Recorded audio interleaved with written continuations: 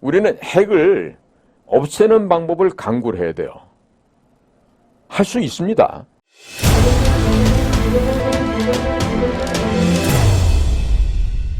자, 지금 이스라엘 같은 경우는 사실 이스라엘 국민소득이 5만 달러가 넘어요. 제가 알기로 아마 5만 한 4천 달러 정도 되는데 굉장히 잘 사는 나라예요.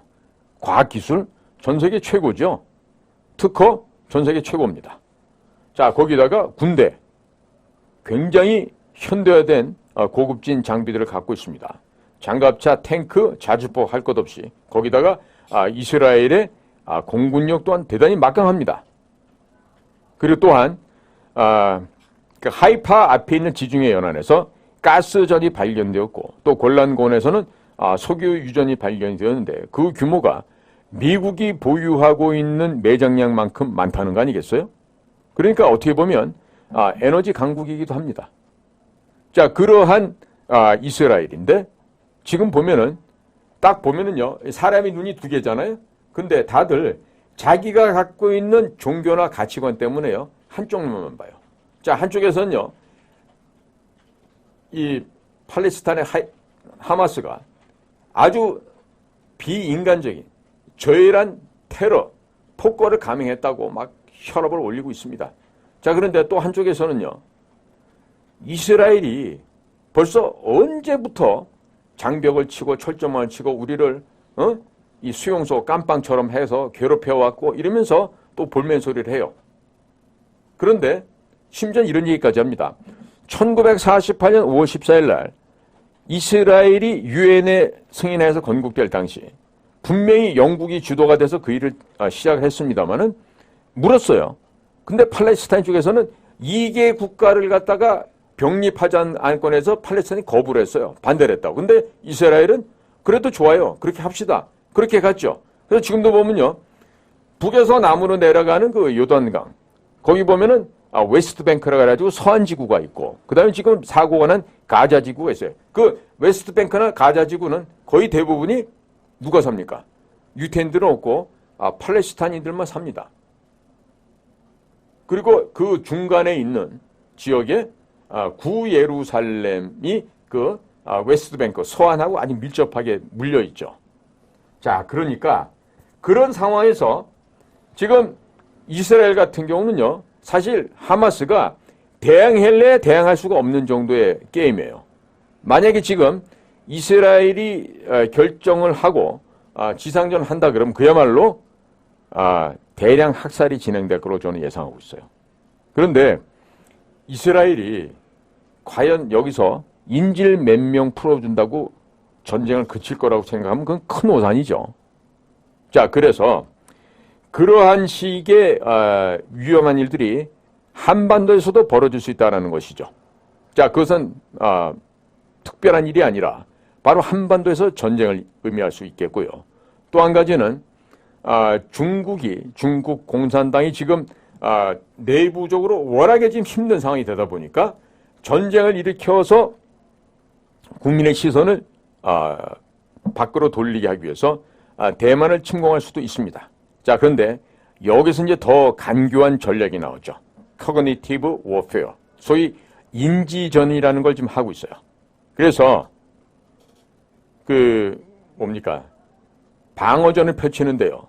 대만 측에서는 사실 무력으로 공격해도는 중국 공산당을 방어하는 것도 있지만은요.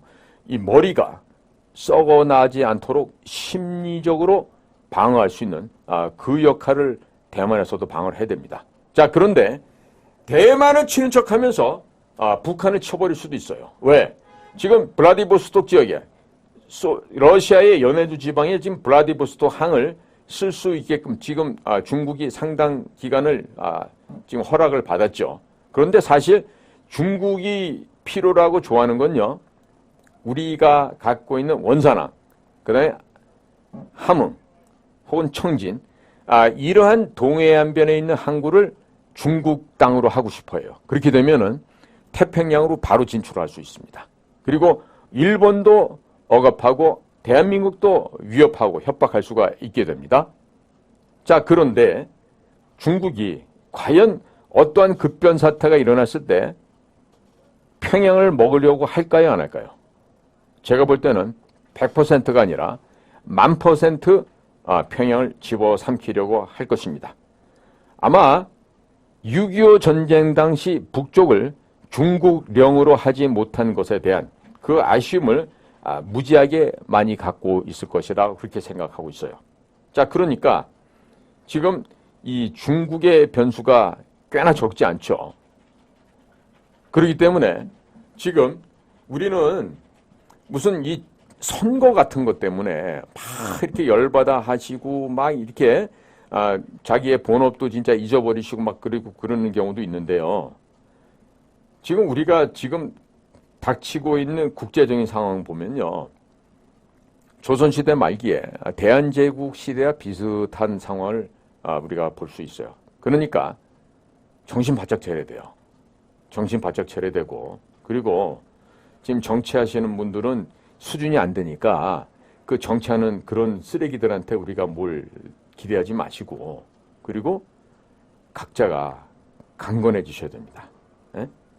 그래서 무슨 뭐 북쪽 애들이 뭐 미사일을 계속 쏘잖아요. 뭐 나름대로 전략적으로 뭐 전술적으로 뭐 계산을 해서 쏘겠죠. 그런데 사실 알고 보면요, 그 북쪽 애들이 미사일 쏘고 이렇게 장난치고 도발하는 건요, 사실은 중국 공산당의 그 사실 껍데기로 걔네들이 지령을 받아서 그 짓을 했던 거예요. 예. 그러니까 북쪽 애들은요, 지금 그 김정은이가 권력을 잡고 있는 이상은 절대로 핵을 포기하지 않을 것입니다. 자, 그렇기 때문에 우리는 핵을 없애는 방법을 강구를 해야 돼요. 할 수 있습니다. 할 수 있는데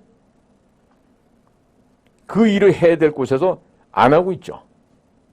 그리고 최종적으로는 국가정보기관의 수장이 사인하고 바로 대통령도 따라서 사인을 할 수 있어야 됩니다. 그래야지 이스라엘 같은 나라가 될 수가 있어요. 지금 이스라엘은 경상북도 면적밖에 안 됩니다. 그런데도 저렇게 강하게 살아가고 있어요.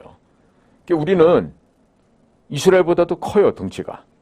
그런데 이스라엘보다도 못하면 되겠습니까? 안 되겠죠. 그리고 왜 외세에 의존을 해서 핵 문제를 해결해야 되겠습니까? 뉴클리어 컨설터티브 그룹이라고 NCG라고는 그 핵 협상 그룹이 만들어졌죠.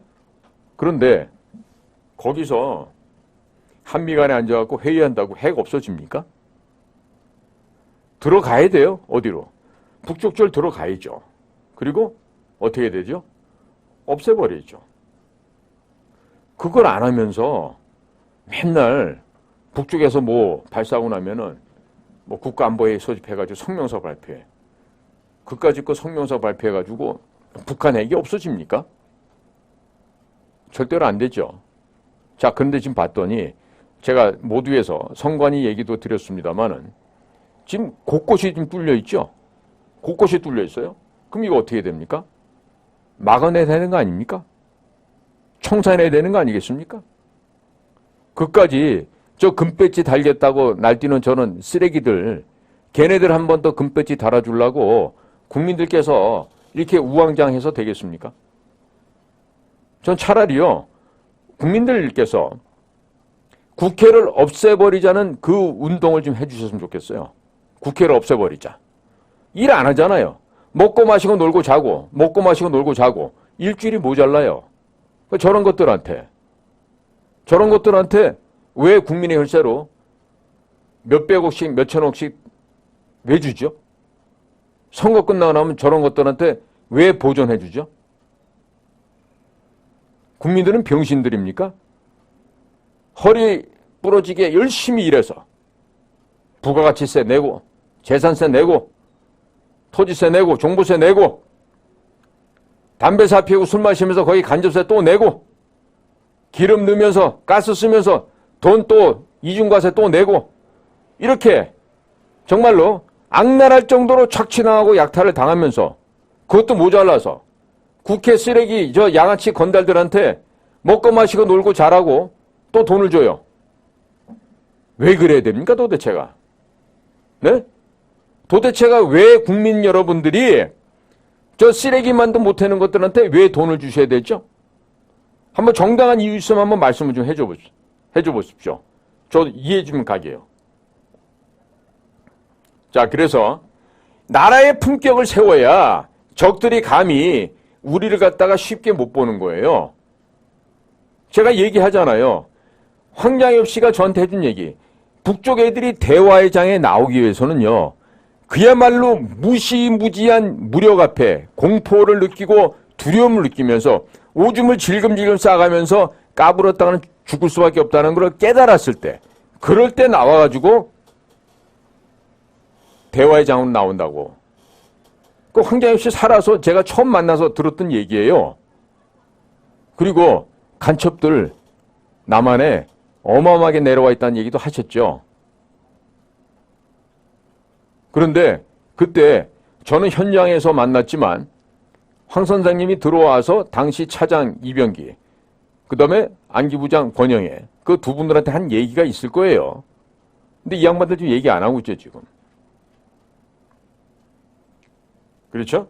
그러니까 나라의 품위를 높이는 거, 품격을 갖다가 고양하는 건요. 국민 전체의 수준이 올라가야 됩니다. 지금 제가 보기엔요. 대한민국의 이렇게 지하철 시스템이나 또 경제 시스템, 여러 가지 그 사회 간접 자본들, 인프라들은요. 제가 다녀본 어느 국가들보다도 잘 돼 있습니다. 이미 우리는 선진국 수준에 올라가 있다라고 생각합니다. 그런데 이 나라는요. 지금 정신이 회멸되어 가고 있어요. 정신이 썩어 빠져가고 있어요. 자, 지금 우크라이나 전쟁을 봤는데 이스라엘에서 전쟁이 나니까요. 무슨 생각부터 하면요. 야, 우리도 전쟁 터지면 어떡하지? 어디로 도망가야 되지? 우리한테도 만약에 북쪽 애들이 뭐 장사장포 미사일 막 쏴대고 하면은 우리는 어디로 가서 숨어야 되지? 내 재산 어떻게 지켜야 되지? 미국으로 어디로 도망가야 되나? 이 생각부터 하고 있어요. 근데 이번에도 보십시오. 자, 전쟁이 났다 그러니까 이스라엘 국민들의 반응이 어떻죠? 바로 내가 예비군이니까 들어서 싸우겠다. 짐 싸가지고 다시 고향으로 돌아가잖아요. 그러한 그 임전무태의 장신. 에? 그리고 멸사봉공하겠다는 것이요. 이 몸에 완전히 배어있는 거예요. 이스라엘 국민들은. 결국 그게 왜 그러겠어요? 지도자들이 그런 지도자들이 지금까지 나왔죠. 1948년 5월 14일 건국하자마자 그 다음날 5월 15일 날 전쟁이 일어났어요. 옆에 있는 아랍 5개 국가가 이스라엘을 갖다 죽이기 위해서 쳐들어왔다고요. 그런데 그 전쟁을 이깁니다. 어떻게 가능했죠? 정신력이에요, 바로. 무기가 좋아서 이겼겠습니까? 자, 내가 적어도 100명은 죽이고 내가 죽겠다라는 그런 강인한 상무정신. 그리고 수만 년 옆에서 살아왔던 내 조상의 고향, 이 땅을 지키고자 하는 그들의 간절한 열망이 있었기 때문에 이게 가능한 거 아니겠어요? 그로부터 20년 후에 제3차 전쟁, 즉 우리가 6.1 전쟁이라고 하는데요. 그때는요. 옆에 있는 시나이 반도 이집트까지 아주 박살을 내버립니다. 그리고 시리아 쪽에 있는 골란공까지 쳐들어가서 다 뺏어버리고. 어떻게 가능합니까? 정신력이에요. 그리고 지도자가 절대로 돌격 앞으로 이런 거지 같은 구호를 안 외쳐요. 그 나라는. 무조건 follow me. 나를 따르라라고 가장 위험한 상황에서도 지도자는 먼저 앞으로 가장 앞서서 돌진합니다. 그렇기 때문에 지금 베냐민 네타냐후가 수상도 하고 있고 그리고 지금 이스라엘이 그렇게나 이 좌파 동성애를 지지하는 그런 자들이요. 해마다 한 번씩 이 텔아비브에선 전 세계에서 가장 큰 퀴어 축제를 열린다고 그래요. 자, 분명히 성경에 보면은 젖과 꿀이 흐르는 가나안 땅을 하나님이 유태인들한테 준다고 약속을 해서 거기서 살아왔었어요. 그런데도 불구하고 또 썩어 빠진 인간들이 그 땅에서도 동성애를 지향하고 우리 딸이 있는데 우리 사위가 이번에 여자야. 우리 아들이 있는데 우리 며느리가 이번에 남자 며느리야. 자, 이런 걸 갖다가 좋다고 하고 있고 성전환 수술하는 것들이 서로 끌어안고 뽀뽀하고 그리고 웃고 이러고 축제하는 이런 정말로 해서는 안 될 배반의 역사를 지금 이스라엘에서조차도 쓰여지고 있다고요. 자, 그런 법을 갖다가 제거하고 나라를 정상으로 정통 시오니즘과 유대교 정신에 입각해서 경건한 사회 그리고 윤리와 예의 범절이 있는 사회를 만들려고 하는 현재의 네타냐후 수상과 그 우익 보수 연합 정권에 추진하고 있는 것을 반대하는 거죠. 그러면서 뭐라 그러냐면 민주주의가 훼손되기 때문에 이것을 해야 된다라고 그렇게 외치고 있는 썩어빠진 인간들이 이스라엘에도 있어요. 반면에 이스라엘을 내 조상이 살았던 내 땅, 내 아버지 할아버지가 지켜왔던 이 땅을 이번에도 지키겠다면 이스라엘 젊은 청년들의 자세를 보면은요, 저는 정말로 숙연하게 고개를 숙이지 않을 수가 없습니다. 물론 우리나라 젊은이들도 많이 그렇죠. 그런데 기존의 기득권이라고 되어 있는 인간들, 소위 자유우파 보수층이라고 하는 인간들이요, 하는 짓들 보면 내 재산 지키고 이 돈 가지고 어디 도망가서 편하게 살까? 이 국민만 하고 있어요. 무기 사가지고 싸울 생각은 1점도 없죠. 그게 바로 대한민국의 현실인데 우리가 반성하지 않을 수 있겠습니까? 네? 정신 차리지 않아서 되겠습니까?